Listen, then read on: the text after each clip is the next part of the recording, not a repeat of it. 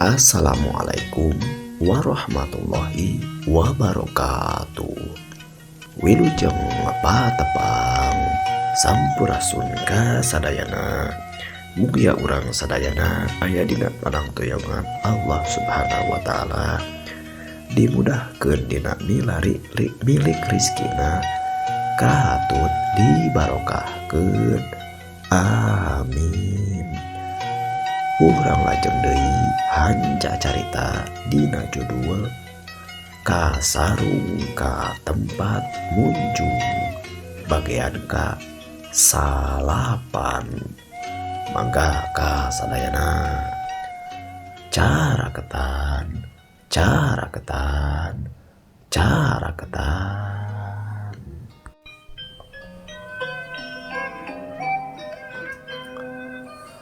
Kakocapkeun Den Gantar anu geus pamit cenah ka lanyangna teh arek init rada jauh jeung beureun bisi ngendong.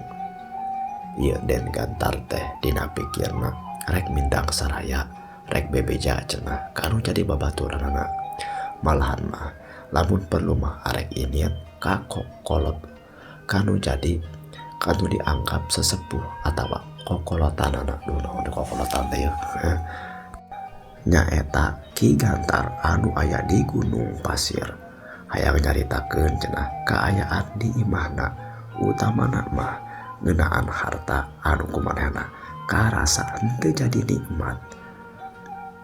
Sabab kalakah jadi pipaseageun wae cenah harengheng cicing di imah sanggeusna beunghar pasea wae jeung nu jadi pamajikanana.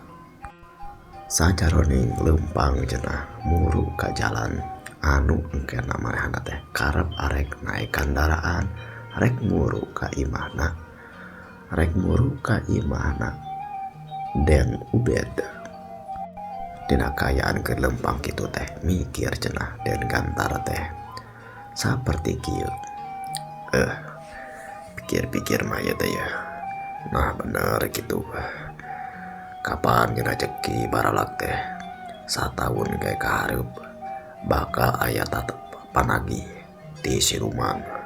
Tapi dihitung-hitung mah ieu teh geus leuwih ti sataun, malahan mah geus leuwih ti sataun 2 bulan, geus leuwih ti 2 bulan tina waktu kitu tah. Tapi can aya keneh wangkongan kan karasa ku aing ayeuna ieu. Salila 2 bulan ieu kaayaan imah teh mungkin harengheng. Jeung deui usaha teh asa kos ti heula deui. Proyek-proyek tina bangunan asa eueuh deui. Malahan mah 2 bulan ayeuna kabilang teu meunang duit ya aing ya. Nah geus laas kitu tah. Kudu dijarahan deui sugan ka Gunung Pasir teh kaki baralak teh. Tapi nah sarua teu jeung Kang Ubed atau Kang Isnen. Matakan ayeuna ya. Aing ditepungan ku aing ka Kang Ubed sugan we aya bung bolongan. Kitu cenah pikirna Den Gantar teh. Teu kacatur lila di jalan jeung kumaha-kumahana di jalan. Nyaho-nyaho geus nepi we cenah ka hiji simpangan di mana tempat cicing tokona Gan Ubed teh. Gan Ubed anu nyaeta muka toko cenah, muka toko bangunan anu pernahna aya sisi jalan. Geus turun tina kendaraan mah tina mobil meureunna ieu. Den Gantar teh satuluyna mah asup we ka tokona Gan Ubed teh. Samang-samang sapapangih ujung Gan Ubed, Kang Ubed teh bade kabungaheun. Nya kitu deui Den Gantar malahan masih bagjakeun siliwangkeun cenah kumaha kaayaan di rumah di imahna sewang-sewangan. Kaayaan utamana mah dina palebahan harta.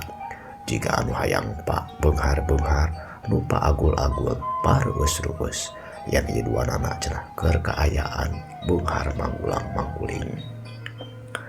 Kabeneran cenah deui pagawe-pagawena Gan Ubed teh anu ayeuna kur tiluan deui nyaeta meureunan Mas Karyo. ditambah dua orang anu osok nganter-nganterkeun kana barang anu pesanan teh. Da can boga gantina ieu gan ubed teh samang-samangsa si Omes anu geus disarenkeun tuluy mawat ngadadak teh. Lain kang ieu teh ari toko masaku gede-gede teuing.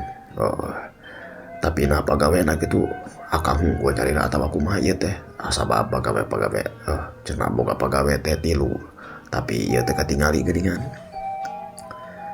Ya eta tuh cek kuring oge tadi diomongkeun kuring teh boga 3 4 pagawe sebenarnya mah tapi nu saurang maot ya eta aya wae ya anu 2 urang teh jadi butuh kana bantuan anu asal disok dipake maturan kuring di dieu ujung ngaladenan namun aya anu barang buli kitu tah kalagah ngilung bantuan jadi ayeuna teh keur dititah ka imah heula titah neang nyokot kadaharan ka indung budak kitu tah da sok biasa sok dibere dahar di dieu ujung nyam kuring we geus lapar deui duduan deui bakur nganturkeun barang tah kabeneran we keur tieuseun jeung bayaki mah biasana tarawaka aya naonnya tarawaka aya anu barang buli sabab ieu teh poe Jumaah jeung deui geus kira-kira wanci pecat sabat ieu teh jadi meureun jalma-jalma mah loba anu arek naonnya tatahar atawa siap-siap kana salat Jumat akang mah meureun tara salat meureun kumaha ujang sok salat tara ditanya seperti gitu. Dan Gantar teh ka hiji rasa kaingetan kadua anak puguhan eta anu rek diwangkongkeun teh satuluyna Den Gantar nyarita ngaeta kang kuring teh rek nyaritakeun eta ari palebah salat mah nya puguhan oge ibadah mapan meureunnan ulah sabab eta syarat ti kibaralak oge urang ulah arek dedeketanan kana disebutkeun agama malah ulah ingat-ingat kana ngaran pangeran sagala rupapan sabab urang teh keur kudu nying hareup kanu jadi Ratu Silewu atawa Ratu Siluman anu ku urang dipuhit teh bener eta pisan kudu kitu sebab karasa puah kang sageus nama puhokeun kanu jadi pangeran atawa teu ngalaksanakeun agama teh mikir undak we dina usaha teh terus kumaha tah eta kang kakuring mah asa beda ye sabab menjadi pada pamajikan teh kawilang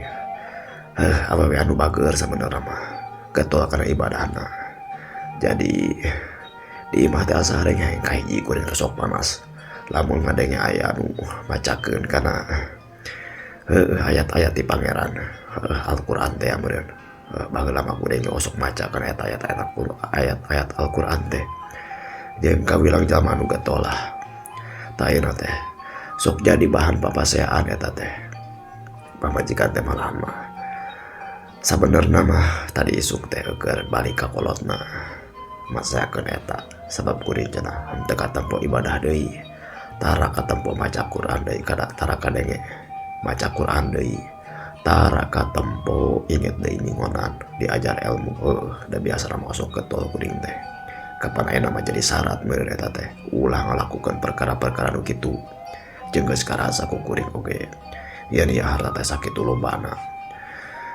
dan kuring teh geus dihitung-hitung geus sataun kitu tah kang malahan mah leuwih 2 bulan lamun arek diingat-ingat tiba bener mah tah salila 2 bulan ieu usaha kuring kahiji asa ngurangan dina penghasilanana kaduana di imah asa arek heng sok pasewe jeung pamajikan teh jauh ti lain urusan harta dati bareto oge ari jeung pamajikan mah tara maseakeun urusan harta malahan mah kawilang anu bager lah pamajikan mah tara ngungkit-ngungkit palebah nu kitu nu penting mah katempo meureunnan ibadah kuring bener tah ayeuna mah meureunnan katingali ibadah kuring goreng sanajan harta kuring loba tah eta sok jadi paseakeun teh kudu kumaha atuh kang sabab lamun kuring nurutan kana kahayang pamajikan nya meureunnan kuring teh jadi nate kudu mumpang tina janji pasini jeung kibaralak anu teu mana bisa aya manawa ka kuring nah kumaha tah kang ulu aya kitu nya ceuk gan Ubed samang-samangsa ngadenge karena kekecapan karena beja carita ti Den Gantar. Oh, sebenarnya mau lamun cuk akang mah gampang-gampang wae eta teh. Sebab hari pamajikan seperti gitu mah geus we pisahkeun lah. Tinggalkeun atawa pangyieunkeun imah sejen. Pisah we imahna meureunna tah. Ari we da ari nyaah mah nyaah komo meureun karunya ka budak. Mendingan gitu we pisahkeun ari cuk akang mah. Kaduana yeuh. Cok tadi oge. Wes pipisahan mah boleh di pamajikan we loba ieu. Nya eta mah rek diserahkeun karek boga dua eta teh mah. Tah urang jang kabutuhan rohani malah jang kabutuhan beuting. Eta mah jeung pamajikan kadua we. Pamajikan ka hiji mah tinggalkeun we eta mah tadi gitulah. Cuk akang mah rek ditinggalkeun dipisahkeun eta mah rek boga pamajikan we kae. Kitu gampang lah. Tuh kudu liur-liur ya teh maka jadi liur-liur gitu. Nyata tuh Kang. Kuring teh lain teh kaingatan pelebah gitu teh. Tapi kuring teh dina hate leutik gitu tah. Heueuh bawanding ku nyaah ka hiji ka budak kaduana ka pamajikan sabab budak jeung pamajikan teh kawilang perkara anu dipusti-pustiin aku kuring teh. Kaduana kuring teh pan beuneur hayang ngabungahkeun kanu jadi pamajikan. Mantakan ngalakukeun ngalaksanakeun perkara anu saperti kieu oge. Hayang nyugemakeun ka pamajikan ku jalan harta. Tapi kalaka kieu geuningan diajakan geunah teh kalakah ngomong anu sajan-sajan siji kan teh tah. Dina palebah kieu mah heueuh bener oge Kang. Nah henteu ku kuring kitu nya. Untung ari pipisahan mah nya kuring teh neangan pamajikan anu sajan. Tapi lamun diinget-inget teh saperti kitu, kuring teh da mung nganyerikeun hate pamajikan mah. Pan intina ge kuring teh hayang ngabungahkeun pamajikan. Ari enak kuring boga pamajikan dua mah meureunan. Jadina teh kitu meureunan pangkang. Ieu mah ku aya wae anjeun mah. Ari cok anjeun sorangan oge keur bareto niatna geuningan. Malahan mah ku kuring oge geus diomat-omatan sing teguh kana janji. Urang rek ulah mikir kanu sajan-sajan. Intina mah naon wae anu dititahkeun ku Ki Baralak jeung pamenta ti Ratu Silewu siluman nu dikuhit ku urang teh eta nu kudu dilaksanakeun. Tapi Kang, paeta mah teh jadi syarat kuring kudu menggatkeun duriat jeung pamajikan atawa naonnya pipisahan mah. Anu jadi syarat mah kapan kuring we ulah nyinggung-nyinggung kadeukeutan kana agama kitu lain Kang. Jadi hubungan anak ujung pamajikan kuring. Tapi tah ku kitu eta anu jadina teh yang beureunan ari ujang mah anjeun kitu Gantar. Tuh istilahna mah mantakan ayeuna masih keneh teu naon jeung di harta masih keneh loba oge. Teu naonnya teu menggatkeun janji anjeun beureunan. Tapi ieu pamajikan jadi halang kana hayang anjeun meureun tah anu hayang loba harta. Nya terus kudu kumaha atuh Kang ari kuring teh. Kieu we ari cuk akang mah. Lamun teh mah adek ngawarok akang. Kahiji nya di mah dua. Hiji mah kumaha jeung pamajikan ujung naon tah jeung budak. Kaduana jeung maneh sorangan. Bisa hayang anu ngabaturan neangan lanyang apa bae ngora. Bisa dipakai beuting hongko, bisa dipakai nungan imah hongko, karti itu. Tapi supaya lebih antep, coba tuh anyangan kaki Baralak. Sabab ari akang mah geus ditagih ti samemeh satahun oge, ti samemeh satahun. Ti samemeh ujang ka dieu oge kitu tah. Satahun pas teh geus ditagih kudu jadi dina impian yen kudu mayar cenah kana ieu, kana harta. Ari anjeun eta geus ditagih seperti kitu canta. Ditagih kumaha tah Kang?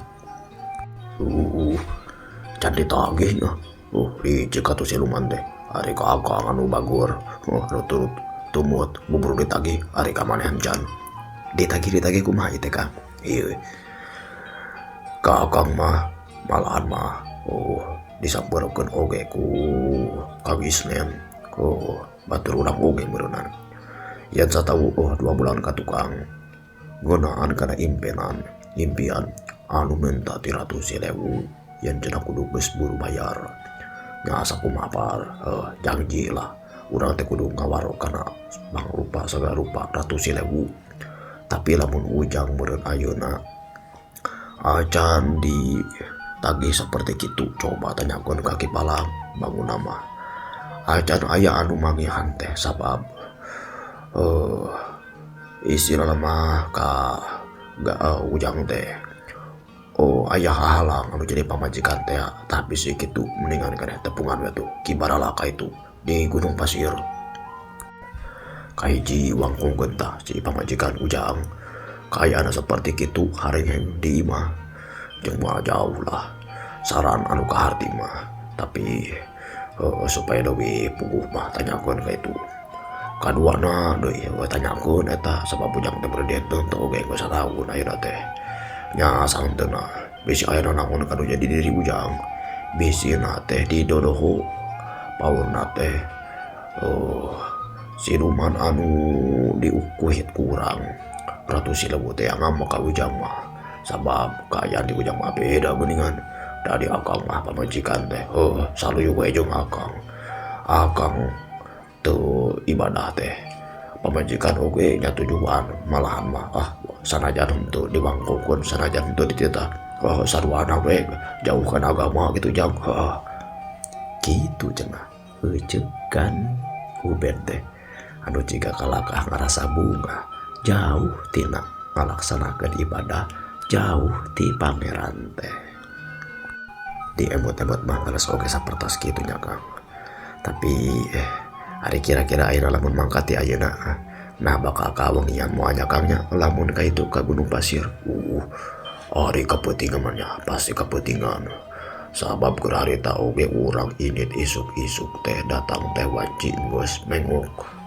Jadi lamun ayeuna init teh ama ayeuna wayak ieu pecat sawed atawa sebenarnya mah jantung apoe dihitung-hitung mah karab nepi ka Gunung Pasir anu karek kaponcolotna teh kira-kira magrib tah malahan mah berarti bakal kapeutingan nya lamun ujang arek init ayeuna mah kudu sasadiaan bisi kapeutingan nya minimalna lah saeutikna mawa senter atawa mawa damar lah kitu tah sabab bisi kapoekan di jalan jeung deui ujang inget keneh tuh jalanna komo hari akang mah san komo peuting beurang oge geuningan asa liur tapi ari palebah jalan-jalanna mah inget keneh kitu tah ngan teuing ari peuting mah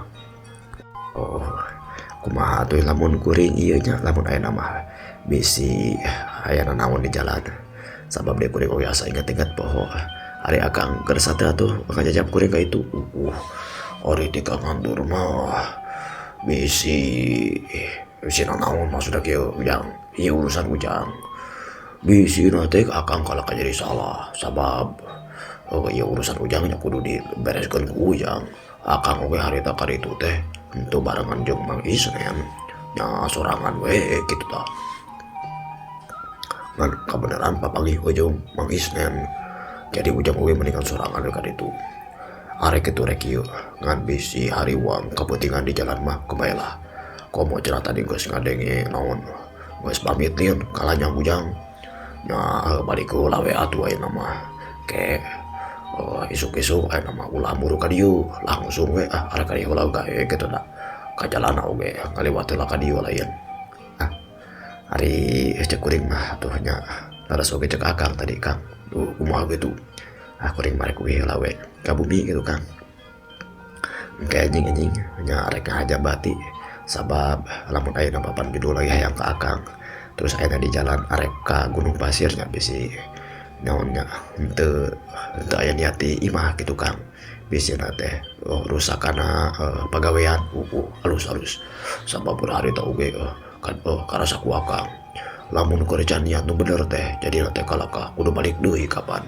kudu ti imah heula niat teh gitu Kang nu diekeun ku kuring oge nya ari kitu mah geus we ayeuna balik heula sok panceungkeun deui niatna pamajikan mah tong di pikiran jeung bisi parlu mah laksanakeun we anu di bieu diwangkukeun ku akang nyeun imah dua buka pamajikan dua pan geunah.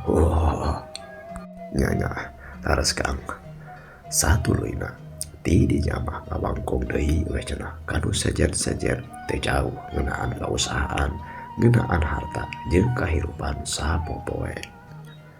Kira-kira wanci liwat tengah poe Den Gantar teh pamitan cenah ka Gan Ubed teh rek balik deui rek balik heula ka lemurna ka imahna kakocapkeun geus isuk deui we cenah.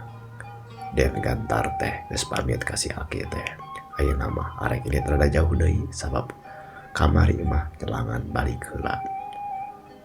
Ya gitu cenah ieu pamajikanana Den Gantar teh can balik keneh masih keneh berenang cenah betah cicing di jadi kolotna sabab kekayaan pasea teh sanggeus pamitan ujung deui wawadi atawa ngaomat-omatan kanu jadi lanyangna nyaeta si Aki teh ya supaya bisa ngajagaan imahna. Satuluna mah ini deui we cenah Den Gantar teh ninggalkeun imahna ayeuna mah gilig pikirna arek langsung ka Gunung Pasir rek nepungan Ki Baralak teh.